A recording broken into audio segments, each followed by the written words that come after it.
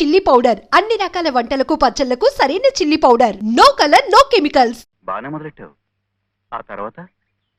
ఆ తర్వాతే రాయటానికి నీ కల్పన అక్కర్లేదే. తాతయ్య జీవిత కథే నీ టైటిల్ సరిగ్గా సరిపోతుంది.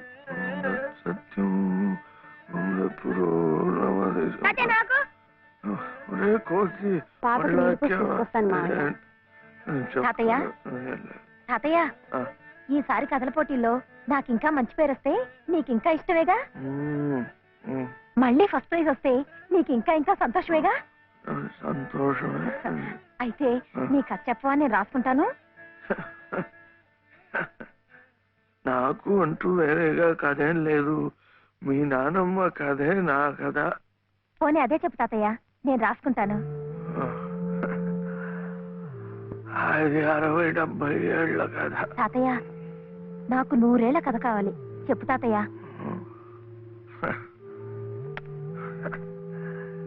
ఏం చెప్తా?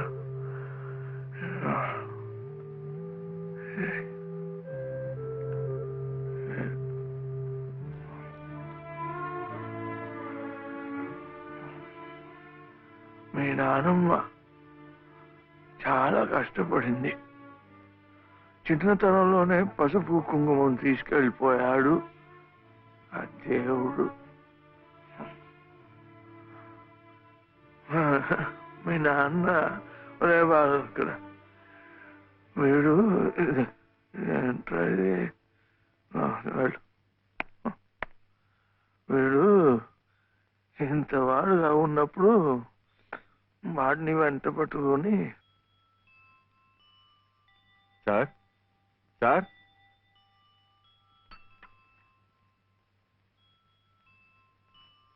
నమస్కారం బాబు. నమస్కారం అమ్మా. రండి బాబు, రండి అమ్మా. ఇదేనా మా తాతయ్య గారి ఇల్లు? అమ్మా కోళ్ళ గారు వచ్చారమ్మా.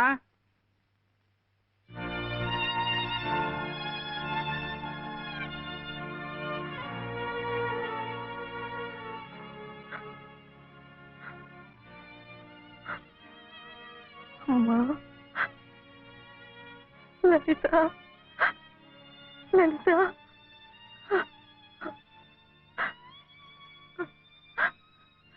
నేను నాన్న, మీ నాన్నమ్మను. అంతా విచిత్రంగా జరిగిపోయింది. నేనే నమ్మలేకుండా ఉన్నాను. వాడి మనసుకు నచ్చిన అమ్మాయిని చేసుకున్నాడు. ఎక్కడున్నా వాడిని చల్లగా చూడు తండ్రి అని ఆ దేవుడికి మొక్కుకున్నానే కానీ మమ్మల్ని కాదని వెళ్ళిపోయాడని ఎన్నడూ బాధపడలేదు. ఎప్పటికైనా ఆయన మనసు మారకపోతుందా, నా కొడుకు కోడలు నా ఇంటికి రాకపోతారా అనుకున్నానే కానీ ఇలాంటి రోజు వస్తుందని ఎన్నడూ ఊహించలేదు.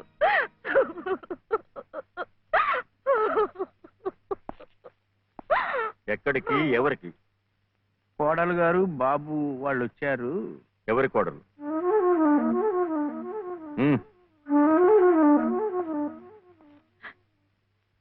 ఏమండి, వాళ్ళు తప్పే చేశారో ఒప్పే చేశారో అన్యాయం జరిగిపోయింది.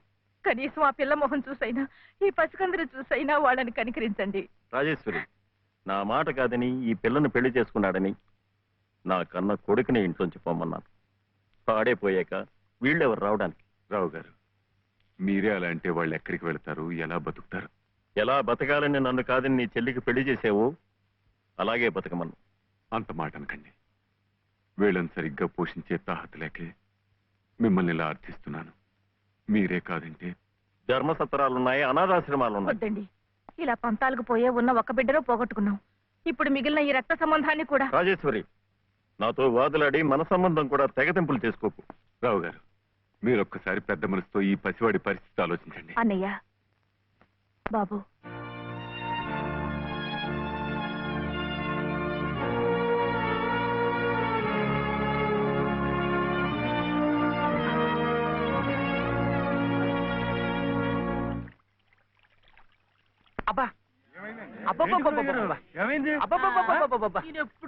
ఏమిటోనయ్యా చలపతి, ఇందాకటి నుంచి చూస్తున్నాను.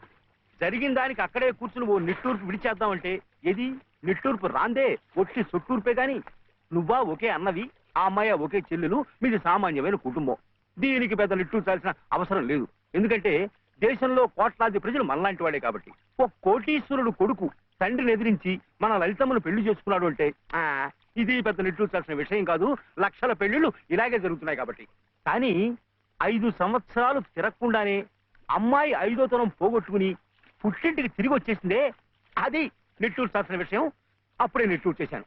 ఇక పోతే ఆ రావు గారు పంతాలకు పోయి దయాదాక్షిణ్యాలు లేకుండా కోడల్ని మనవణ్ణి ఇంట్లోంచి బయటకు గెంటేశాడే, అదేమన్నా కథదయ్యా, పోనీలే కదా అని నిట్టూరు చదివేయడానికి.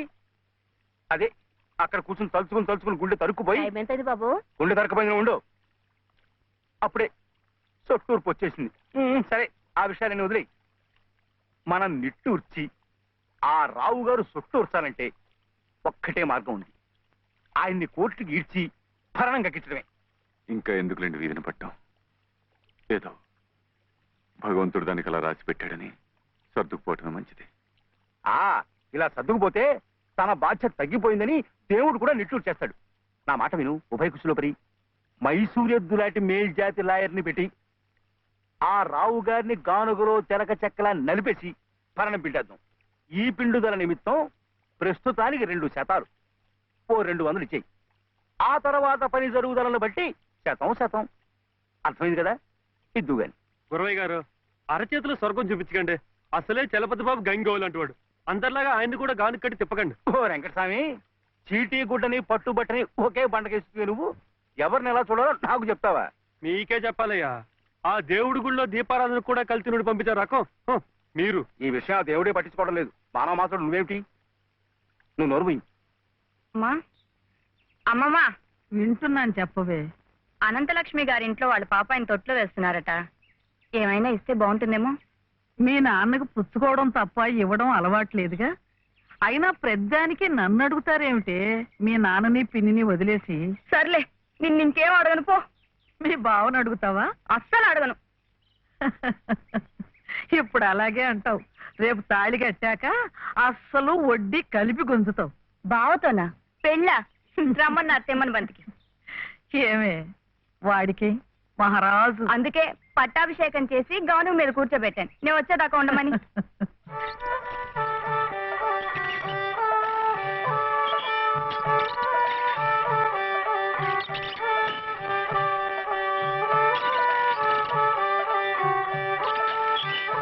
నా దగ్గర మాత్రం వ్యర్థ పెట్టలేకు చెప్పండి. డబ్బు పంపిస్తేనే డబ్బా పంపించేది.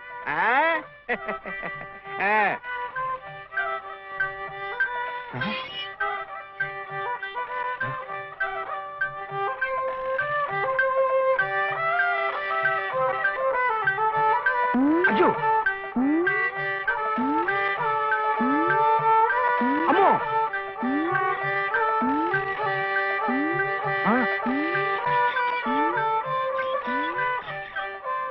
ఎరా ఇప్పుడు దాకా పడుకుని ఉంది. ఎవరు మెత్తగా చిట్టా? మరెవరు? ఎద్దు. ఎద్దా? ఎద్దు ఇప్పుడు దాకా నిద్రపోయింది, ఇప్పుడే లేచి తిరుగుతోంది పాపం. ఇట్ట అరుస్తే మళ్ళీ పడుకుంటుంది. ఇంకా నూనె ఉండదు, గీనె ఉండదు. ఇంకా ఉషేమిట్రా? నీ కాళ్ళు చేతులు విరిచి గానుగలు వేసి చెప్ప. అగో అగో అగో.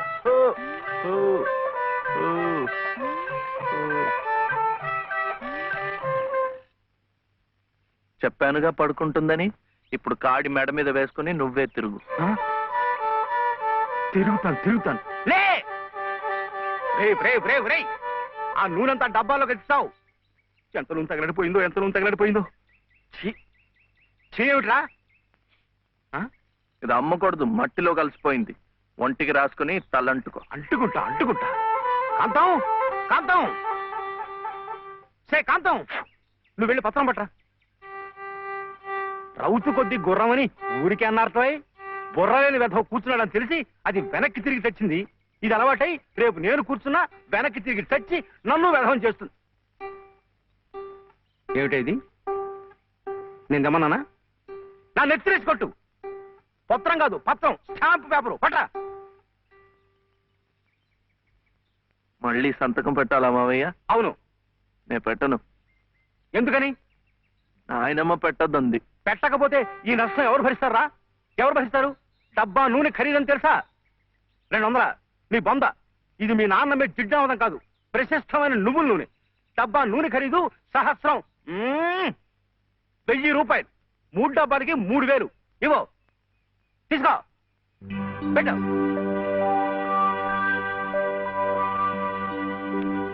ఇది పెట్టింది, ఇది పెట్టింది, ఇది కూడా పెట్టింది, ఇది పెట్టలే. ఏమిట్రా అది? మళ్ళీ సంతకం పెడుతున్నావా? మావయ్యకు చాలా నష్టం వచ్చిందట, 3 సహస్రాలు. ఎవరు చెప్పారు? ఏమయ్యా రే లే, మళ్ళీ ఇలాంటి సంతకాలు పెట్టావంటే ఒళ్ళంతా బాధలు పెడతా, జాగ్రత్త. నష్టం వచ్చిందట, నష్టం. ఇంతవరకు ఆయన గారు పెట్టించుకున్న సంతకాలు చాలు. నువ్వు జన్మంతా తప్పులు చేసినా ఆయనకేం నష్టం రాదు. వెళ్ళి స్నానం చేసినప్పుడు. ఏమిటండి మీరు కూడాను? ఎంత నష్టాన్ని భరించమంటారు? నిండా ముంచేస్తుంటాను. నిక్షేపం లాంటి నువ్వులోనే పిల్ల కాలంలో ఎలా ప్రవేశిస్తుంది చూడండి. పద్దు పద్దు నువ్వు కాదయ్యా రాయాల్సింది, నీ పాపాల పద్దు నేను రాయాలి. నా ఇల్లంతా హక్కు భక్తం చేసుకున్నందుకు రాయాలి. వాడి పొలం చేస్తున్నానన్న పేరుతో ఎక్కడికక్కడ పందికొక్కులా మెక్కుతున్నందుకు రాయాలి. నా బిడ్డ పోయిన 3 నెలలకే మళ్ళీ పెళ్లి చేసుకుని మమ్మల్ని ఎలా హింస పెడుతున్నావని రాయాలి. అనంత గారు అనండి. ఇంతకాలం మీ ఇంటి కుక్క కాపలా కాస్తున్నందుకు మీరు అనాల్సిందే, నేర్పడాల్సిందే. ఊరికినే ఎందుకంటారయ్యా? పాపాలు చేస్తుంటే అంటారు. మనిషికి ఒక మాట. గొడ్డుకో దెబ్బని నన్ను గొడ్డంటావా? చూసువా, సతీ తులసి లాంటి దాన్ని నా నోటితో ఆ మాట అనగలనా? పిన్ని గారు సామెత మర్చిపోయారేమో అని. నువ్వు సత్తి తెలుసు సరే. ఇంకా చెప్తాను. ఇంట్లో ఎవరున్నారు? సతీ సావిత్రి లాంటి దాన్ని నన్ను అనుమానిస్తున్నారా? లోపల శబ్దాలు అవుతుంటే సత్యవంతుడికైనా సరే అనుమానం.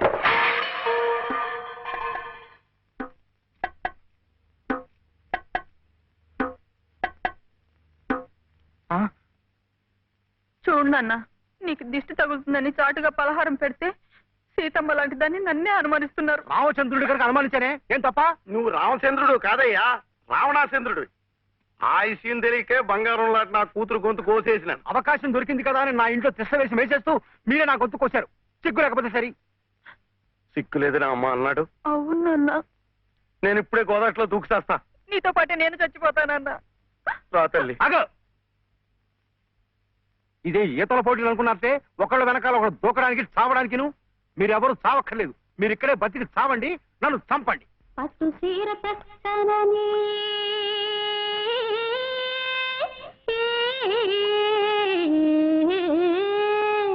పట్టు సీర తెస్తానని పడవేసికెళ్ళిండు మావా. పట్టు సీర తెస్తానని పడవేసికెళ్ళిండు మావా. గట్టి సేరేదాకా అటగే ఉండు, పట్టపగలల్లే ఓ సందమావ, పట్టపగలల్లే ఓ సందమావ.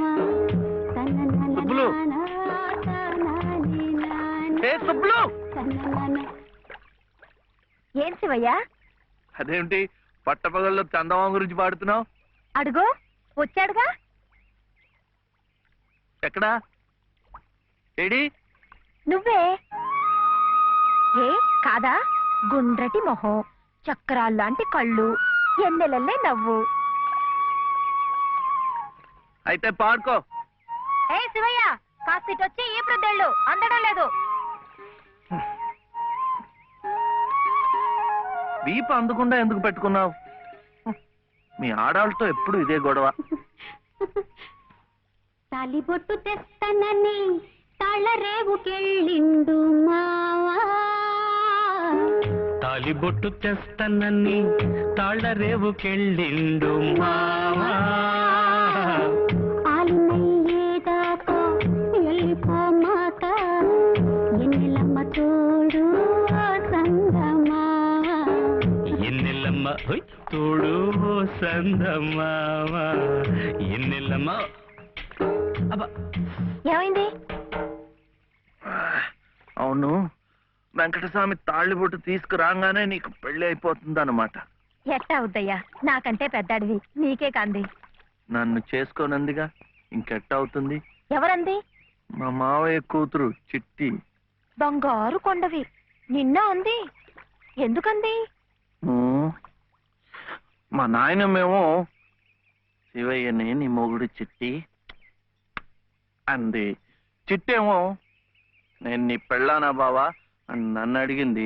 నాకేం తెలుసు నానమ్మ నీ అడుగు అన్నాను. అన్నిటికీ నానమ్మ అనేవాడికి పెళ్ళందుకు అని చెప్పి నా తల మీద మొట్టకాయ వేసి వెళ్ళి ఓసి పిచ్చి మొద్దా మంచి పని చేసిందిలే. ఇదిగో ఓ మంచి లగ్గం చూసాయి, మన ఇద్దరం మరవాడేద్దాం. ఏంటి శివయ్య వింటున్నావా? లేదు, బొందు కంటుకుంటున్నావు.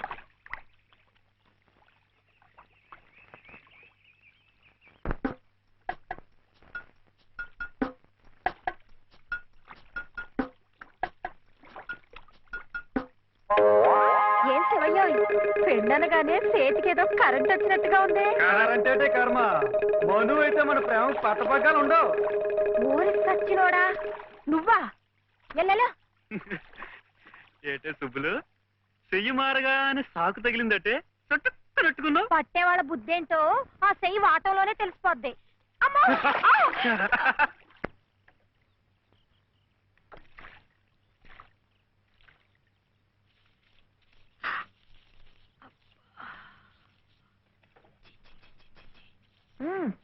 పొద్దునే ఏ మొహం పడితే ఆ మొహం చూడకు. అత్తయ్య ఏదో ఉండనా లోపలికి వెళ్ళు.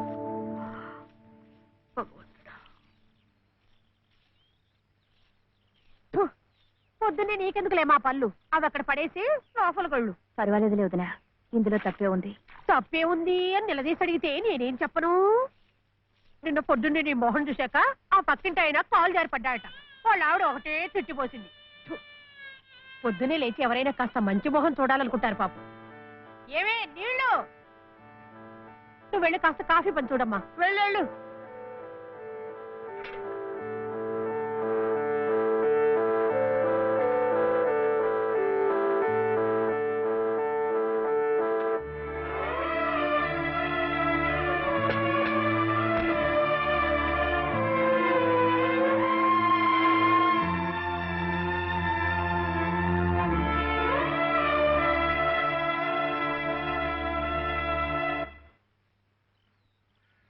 లలితమ్మ గారు,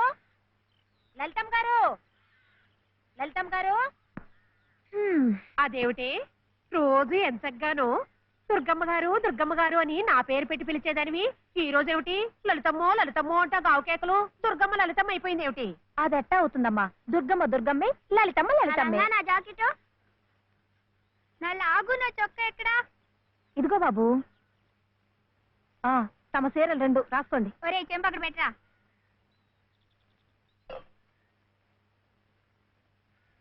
రా బాబు, ఇదిగో మీ అమ్మగారివి 6 చీరలు.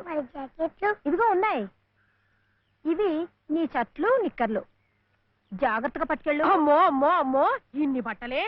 మొగుడుతో కాపురం చేసే నేనే ఒంటి మీద బట్ట రాతి మీద బట్టతో అఘోరిస్తున్నాను. మొగుడు లేని ఇవిడి గారికి అమ్మా రేవు 6 చీరలే.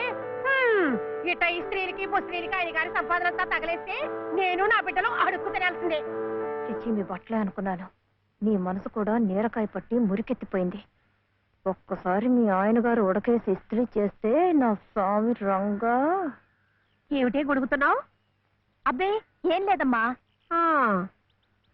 అయినా మీరు కూడా ఏందమ్మా, దేవుడు ఏదో చిన్న చూపు చూడబట్టి ఆవిడ మీ ఇంటికి వచ్చింది గాని నిన్నటిదాకా ఆవిడ లక్షణంగా బ్రతికిన మనిషేగా. అంటావు మధ్యలో నీ సమయం పోయింది. బట్టలు ఎక్కువేస్తే డబ్బు బాగా గుంజొచ్చని నీ ఆలోచన. ఆవిడ గారి బట్టలకి మీరేం డబ్బు ఇవ్వక్కర్లేదులేండి. పుట్టాడు కష్టంలో ఉంది. ఆవిడికి ఈ పాటి సాయం చేస్తే పుణ్యమైనా దక్కుద్ది. ఆహా, అంత పుణ్యం కావాలంటే నీ కొంపకి తీసుకెళ్లి నెత్తిన పెట్టుకు పూజించు ఈ సంతని. ఆవిడ రావాలే గాని ఆ మాత్రం అన్నం పెట్టలేకపో. మా కొంపలు ఇరుక్కు కావచ్చు కానీ మా మనసులు ఇరుక్కావు. మనసులు గుండెలు కోసి పెడితే సంతోషపడే ఘటాలు కావు. ముక్కుద్దులా మేపినా మనుషుల్ని పీక్కు తినే రకాలివి. అమ్మా అన్నం పెట్టవా? వచ్చి భుంచొద్దు గాని పద, బడికి టైం అవుతుంది. ఏమ్మా పిల్లాడికి అన్నం పెట్టకుండానే స్కూలుకు పంపుతున్నావు? మాటంటేనే మూతి విరుపులైతే చాలా కష్టం. ఈ పూటైతే మానిపించావు, మధ్యాహ్నం తప్పుతుందా, సాయంకాలం తప్పుతుందా, రాత్రికి తప్పుతుందా? ఈ ఒక్క పూట అలా చేస్తే మాకేం మిగిలేదు లేదు. శుభ్రంగా కూర్చోపెట్టి వెళ్ళవయ్యా వెళ్ళు. అది కాదు నిన్న పొద్దున అన్నం తిని కక్కుకున్నాడు, అందుకని. పడ్డం లేదంటే ఇడ్లీలు బొడ్లీలు చేస్తాననుకుంటున్నావేమో. 3 రోజులు అన్నమైనా కుండలో వేస్తే ఎగబడి తింటారు నా బిడ్డలు. వీడు అలవాటు చేసుకుంటాడులే వదినా.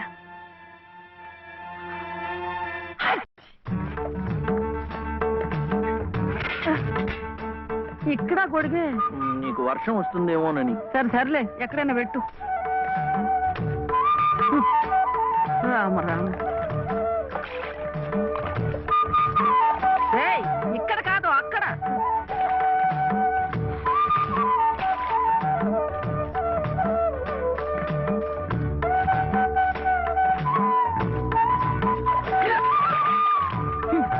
రామచంద్ర,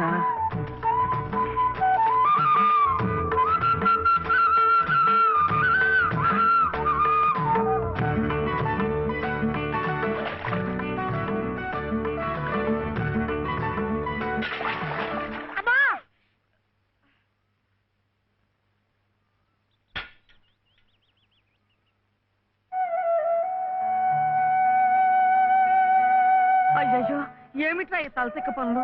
చూడలేదు. సర్లే, బిడ్డ పూర్తిగా తడిచిపోయాడు. ఏమనుకోకమ్మా. చాలే. అయితే రేపటి నుంచి నీళ్లు కూడా పోయాను.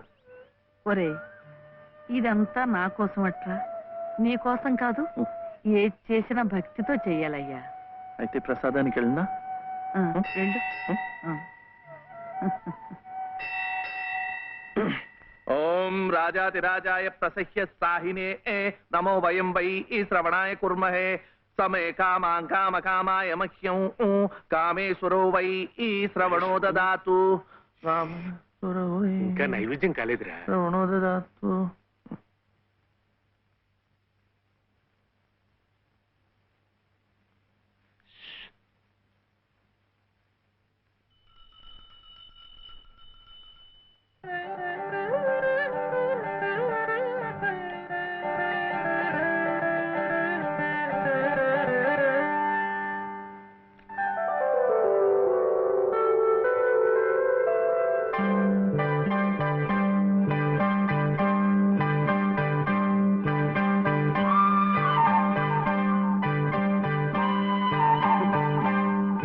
చూస్తున్నానండి, మీరు తినకుండా అంతా బాబుకే తినిపిస్తున్నారు.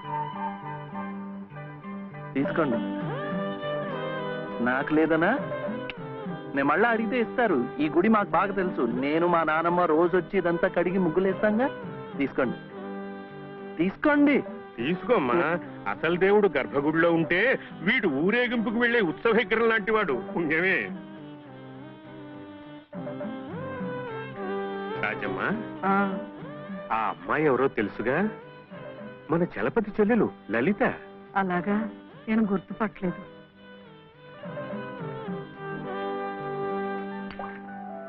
నిన్ను గుర్తుపట్టలేకపోయానమ్మా. ఏమనుకోకు. ఏమిటో మనిషికి ఒక చింత పెడతాడా దేవుడు. గంగిగోవు లాంటి మీ అన్నయ్యకి ఆ మహాతల్లి మీ వదిన ఎలా దొరికిందో. వస్తానండి. పదమ్మా.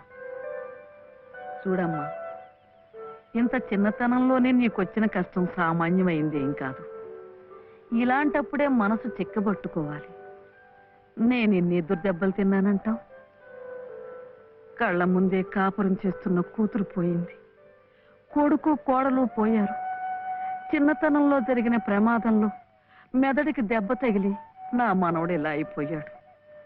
ఇవన్నీ తట్టుకుంటూ మందులు మాకులు తింటూ ఇంకా బ్రతికుండాలనుకుంటున్నానంటే ఎందుకంటావు?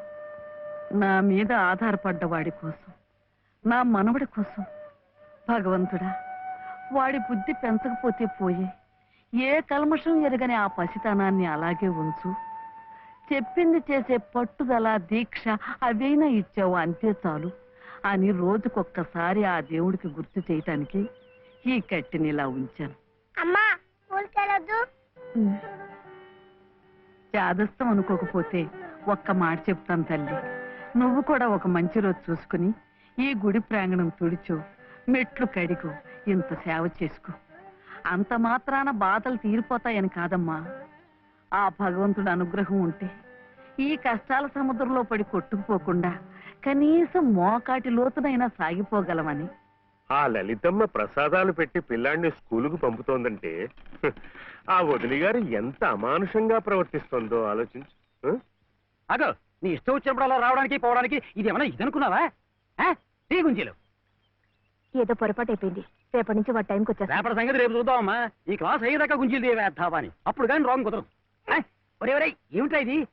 మీరు క్లాస్ అయ్యేదాకా తీ గుంజలు తీయండి. వాడికి నాకు సామ్యం ఏమిట్రా? వాడు తప్పు చేశాడు, తీయొద్దు. మీరు తప్పు చేశారు. నేనేం చేశాను? వాడు ఎందుకు ఆలస్యంగా వచ్చాడో తెలుసుకోకుండా తీ గుంజలు తీయమనడం తప్పు కదా. రే ఎందుకు ఆలస్యమైంది? నువ్వు తీయొద్దు. ఏమ్మా ఎందుకు ఆలస్యమైంది? వాళ్ళ వదిన బాగా చూసుకోపోతే గుడికి నిజమే కదా, గుడికి తీసుకెళ్లి ప్రసాదం పెట్టి తీసుకొస్తోంది పాపం. అన్ని మెట్లు ఎక్కి దిగాలంటే ఆలస్యం అవుదా? అవుతుంది. ఆ సంగతి చెప్పొచ్చు కదమ్మా. అంతే, ఆపు ఆపు. మాస్టారు, రేపటి నుంచి గుడిలో ప్రసాదం అయిన తర్వాత